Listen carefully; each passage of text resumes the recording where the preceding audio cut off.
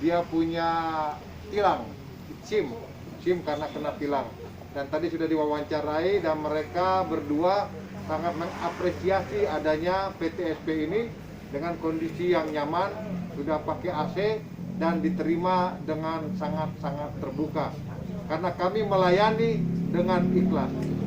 Dan yang keempat, kita akan mengadakan sosialisasi tentang perdata dan tata usaha negara. Karena di situ ada pelayanan hukum untuk masyarakat maupun untuk pemerintah daerah. Yang kelima, kita akan menegakkan hukum di bidang penanganan korupsi. Jadi isinya adalah satu, kita mengeksekusi perkara-perkara yang sudah ingkrah.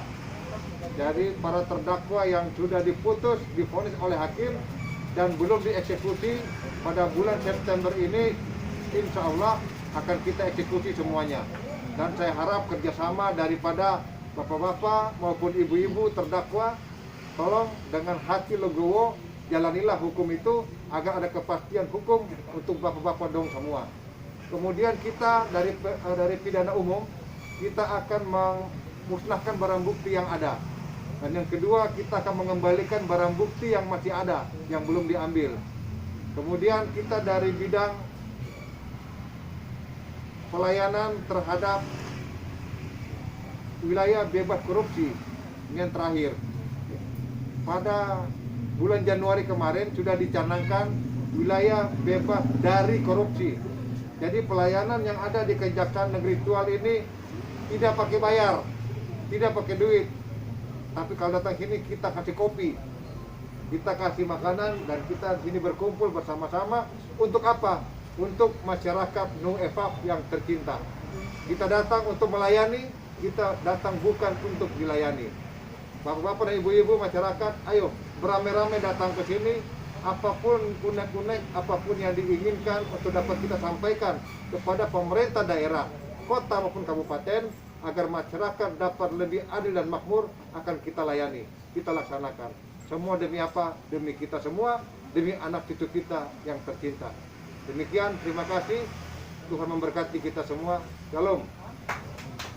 Oke Pak Kajari, mungkin terkait dengan komitmen Kejaksaan Negeri Tual dalam memberantas korupsi di Kabupaten Maluku Tenggara dan Kota Tual, terutama dana desa. Kita tahu laporan dana desa banyak masuk di kantor Kejaksaan Negeri Tual. Baik, terima kasih. Pada pertemuan di kantor Dandim, Bapak Neri ini memberikan saya kesempatan 6 bulan untuk menegakkan korupsi di Tanah Efaf ini. Tapi saya bilang 6 bulan terlalu lama, 1 bulan cukup. Makanya dengan gebiar September ini kita mulai bergerak. Kita akan mulai menegakkan yang namanya hukum. Dengan cara apa? Dengan cara yang benar. Yang kita kejar ini perbuatan daripada oknum tersebut, bukan orangnya. Kalau kita mengejar orangnya itu berdosa, senggole. Oleh karenanya komitmen kami sangat jelas. Saya beserta Pak Kasipitsus, Pak Kasihicel, dan semua jajaran, termasuk teman-teman honor di sini, kami siap untuk berkomitmen dan konsisten untuk menegakkan hukum di Tanah Efaf yang tercinta ini. Stop korupsi, stop.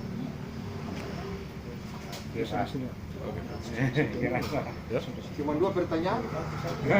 Saya pikir 10 Kak. Terkait dengan ada sejumlah kasus korupsi dana desa tadi. Ya. Apresiasi dari warga terkait dengan kinerja dari Kejaksaan sendiri di bawah pimpinan Bapak sudah mulai nampak, dan mereka memang sungguh mengapresiasi itu selama beberapa bulan terakhir ini. Nah, sekarang ini yang menjadi keinginan besar mereka, keinginan besar warga masyarakat, bahwa terkait dengan dana desa, kasus dana desa sudah ada di wilayah Kejaksaan ini, kapan eksekusinya, Pak? Baik, terima kasih. Mengenai dana desa, ini ada suatu prosedur karena ada MOU dengan antara kepolisian, Mendagri, dan Kejaksaan Agung, bahwa semua laporan dana desa yang masuk ke kejaksaan itu harus diserahkan dulu ke namanya APIF, Inspektorat. Nah, dari beberapa yang sudah kita serahkan ke APIF, Inspektorat, itu sudah ada satu yang diserahkan ke kita. Oleh karenanya kita akan mengeksekusi. Eksekusi itu maksudnya belum selesai ya.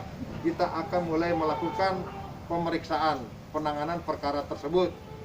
Dan yang paling dekat adalah dana desa Abian. Abian ya Pak Kasintel. Abian kita selesaikan di bulan September ini sebagai komitmen kita kepada teman-teman wartawan waktu di tempat Pak Dandim. September ini kita sudah mulai bergerak. Apa-apa yang sudah ada di kita akan kita selesaikan. Oleh karenanya, tolong teman-teman sekalian, warga masyarakat, tolong dukung kejaksaan. Tidak semua yang kita panggil ke kejaksaan ini bersalah. Jadi tidak perlu minta dukung-mendukung. Ya, kemarin kita ada mau meminta wawancara salah seorang pejabat ataupun pejabat struktural yang ada di kota ini, kemudian sudah ada di medsos agar minta dukungan dari teman-teman pers. Nah, jadi saya mohon ya, ini penegakan hukum. Oleh karenanya tidak perlu minta mendukung dari masyarakat atau dari massa. Tidak perlu. Kita ini terbuka, transparan, dan tidak ada yang kita tutupi. Dan yang namanya orang bersalah itu adanya di pengadilan. Nanti pengadilan yang memutuskan orang itu bersalah atau tidak. Kami di sini tugasnya menjawab daripada laporan-laporan masyarakat. Nah, laporan itu harus kita kerjakan. Supaya apa? Ada kepastian hukum. Jangan sampai apa? Jangan sampai orang dibully. Jangan sampai orang dinista. Jangan sampai orang dijolimi. Orang yang salah mau dibilang salah. Tapi kalau itu sudah salah harus diterima. Dan harus menjalankan risikonya. Jangan bersembunyi di balik massa. Tidak boleh. Karena ini kata negara hukum. Kalau memang itu tidak betul, pasti kita buktikan di pengadilan. Punya pengacara, silahkan kita berargumentasi di pengadilan. Jangan berargumentasi di tempat lain, karena tempatnya ada di pengadilan. Pak, terkait dengan laporan terkait dengan proyek. Beberapa hari lalu ada laporan terkait dengan proyek. Sejauh mana Iya. Ya, tadi yang saya jelaskan. Jadi kita menerima laporan dari masyarakat bahwa adanya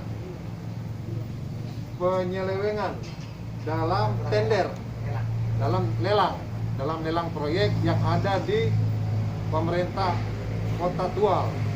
Nah, ini kita proses dan istilahnya bukan kita periksa, belum kita periksa, masih dalam taraf wawancara. Kalau dalam bahasa yang keren-keren, klarifikasi. Jadi ada yang lapor, ya kita mengklarifikasi dulu, ya toh. Jangan kita langsung memeriksa, yang boleh karena ada dia punya urutan. Oleh karenanya yang ada nanti namanya berita acara wawancara, berita acara wawancara, bukan berita acara pemeriksaan. Belum sampai ke pemeriksaan, klarifikasi. Oleh karenanya datang saja kemari, kita ngobrol santai. Ada laporan seperti ini, bagaimana tanggapan saudara? Nah, kita ada bukti. Kita punya saksi, ini Pak, ternyata sudah kami laksanakan. Oh ya Pak, ternyata belum. Demikian. Jadi masih taraf wawancara ya, belum diperiksa. Oke, baik Pak Kejari, berarti pada intinya rumah aspirasi kantor Kejaksaan Negeri Tual ini terbuka untuk umum ya? Ini terbuka untuk umum, karena ini punya negara. Ya. Punya negara sama dengan punya masyarakat. Ya. Saya ini juga punya negara, saya juga punya masyarakat. Dan saya melayani Bapak Neri dan teman-teman semua. Melayani dengan hati. Kalau Bapak Jaksa Agung bilang melayani dengan hati nurani. Ya. Kalau lagu Oma Irama Nur Aini. Ya. Nah, coba satu lagu dulu. Ya. Pak, berarti dengan adanya biar September Kejaksaan Negeri Tual terkait dengan komitmen yang tadi Bapak sampaikan tentang pemberantasan tindak pidana korupsi, berarti dana desa Abian ini dalam bulan September ini sudah ada tersangka ya? Dana Desa Abian. Ya. Itu Desember. sudah kita tetapkan, akan kita tetapkan sebagai tersangka. Penetapan sebagai tersangka berarti kita memiliki dua alat bukti yang cukup. Nah, kalau saya ditetapkan lebih bagus datang kemari, kemudian kita jalani proses hukum dan kita akan transparan. Kita tidak akan mengejar orangnya, yang kita kejar perbuatannya. Dan untuk penegakan korupsi itu ada dua. Satu, pencegahan. Pencegahan ini kami kasih intel dan kasih pitsus, kita akan mendatangi kepala-kepala desa untuk bertukar pikir dengan mereka. Apa sih program-program mereka? Apa yang sudah dilaksanakan, apa yang belum? Kenapa belum dilaksanakan? Kalau ada halangan dan tantangan, apa sih yang bisa kami bantu untuk mereka? Mumpung bulan Desember belum selesai, pertanggungjawaban keuangan dari bapak-bapak kepala desa terhadap bantuan desa yang 1 miliar ya, itu dapat dipertanggungjawabkan dengan baik. Kalau dari 192 kepala desa di kabupaten, 24 kepala desa di kota, dengan jumlah 200 lebih kepala desa, kalau separuhnya saja melakukan perbuatan melawan hukum, berarti lebih kurang 100 orang akan dipenjara, 100 kepala desa akan dipenjara. Dan itu bukan itu yang dikehendaki oleh Bapak Presiden Jokowi, bukan itu yang dikehendaki oleh Bapak Jaksa Agung. Yang diinginkan adalah pengembalian keuangan negara, bukan kemudian memasukkan sebanyak-banyaknya orang ke penjara. Mumpung masih ada kesempatan, apa kewajiban Bapak Kepala Desa, tolong dilaksanakan. Demi apa? Demi kepentingan masyarakat desa sendiri. Terima kasih. Pak, satu lagi mungkin yang terakhir terkait dengan dana desa Lokirin yang sudah ditangani kejaksaan. Sejauh mana Pak